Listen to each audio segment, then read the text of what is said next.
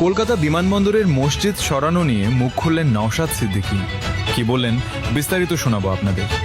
বহু পুরনো মসজিদ এয়ারপোর্টের, যেটা এয়ারপোর্ট হওয়ার আগে পর্যন্ত ওই মসজিদ থাকে ওই জায়গায়, সেই মসজিদ নিয়ে এখন কথা তুলেছে শুভেন্দু অধিকারী। মসজিদ ওখান থেকে, আরে ভাই, এদের ইস্যু তো নাই, এরা প্রতিশ্রুতি কি দিয়েছিল? 450 টাকায় গ্যাস দেওয়ার কথা বলেছিল, দিয়েছে এখন পর্যন্ত? পেট্রোলের দাম কমাবার কথা বলেছিল, চাকরির কথা বলেছিল, সরকারি কর্মচারীদের ডিএনএ কথা বলে, সব ব্যর্থ হয়েছে। 15 টাকা ইস্যু করতে হবে, মানুষকে তো মজিয়ে রাখতে হবে। 1890 সালে মসজিদটা তৈরি হয়েছে, আর এয়ারপোর্ট হয়েছে 1924-এ। সহজ নয়। আইন আদালত আমরাও বুঝি, পেপার সত্র আমরাও বুঝি, এটাও আমি বিরোধিতা করবো না। একেবারে পেট্রোল ডিজেলের দাম এটা নিয়ে একেবারে চতুর্থবার বাড়তে বাড়তে একবার দুবার তিনবার চতুর্থবার বেড়েই গেল, বেড়ে 13 টাকা 59 পয়সায় এসে দাঁড়িয়েছে। কেন শুভেন্দু বাবুকে প্রশ্ন করেন না? এটা শুভেন্দু বাবুকে প্রশ্ন করা দরকার।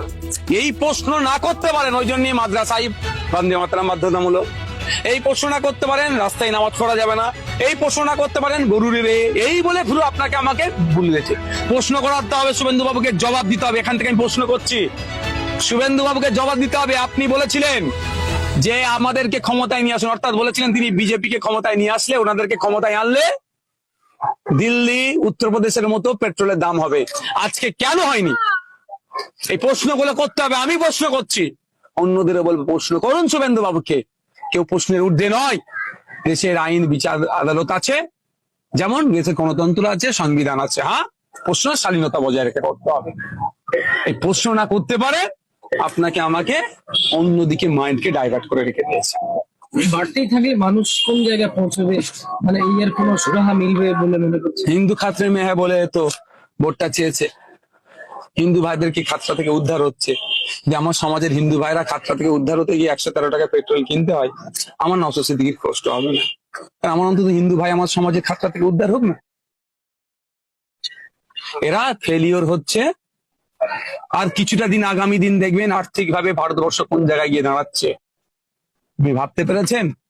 ক্ষুধার সূচকে আমরা 121 নম্বরে চলে গিয়েছি, 107 নম্বরের দিকে চলে গিয়েছি 123টা দেশের মধ্যে। 2014 সালে যেখানে 50-55 ছিলাম আমরা, ক্ষুধার সংখ্যা বেড়ে যাচ্ছে ভারতবর্ষে, তা নিয়ে কোনো চর্চা নেই। কে কত বড় হিন্দু, কে কত বড় মুসলমান, এই নিয়ে চর্চা হচ্ছে। কিন্তু কত হিন্দু মুসলমান সারা রাত না খেয়ে ঘুমাচ্ছে, দিনে একবেলা খেতে পারছে না, তা নিয়ে আমরা চর্চা করছি না। এত বড় আমরা ধার্মিক হয়ে গেছি। এই ধার্মিক মানে বক ধার্মিক বানাচ্ছে বিজেপি। ওর ট্যাপে আমরা যদি পড়ি, ধ্বংস ছাড়া আর ভালো কিছু হবে না। বহু পুরনো মসজিদ এয়ারপোর্টের, যেটা এয়ারপোর্ট হওয়ার আগে পর্যন্ত ওই মসজিদ থাকে ওই জায়গায়, সেই মসজিদ নিয়ে এখন কথা তুলেছে শুভেন্দু অধিকারী। মসজিদ ওখান থেকে, আরে ভাই, এদের ইস্যু তো নাই, এরা প্রতিশ্রুতি কি দিয়েছিল?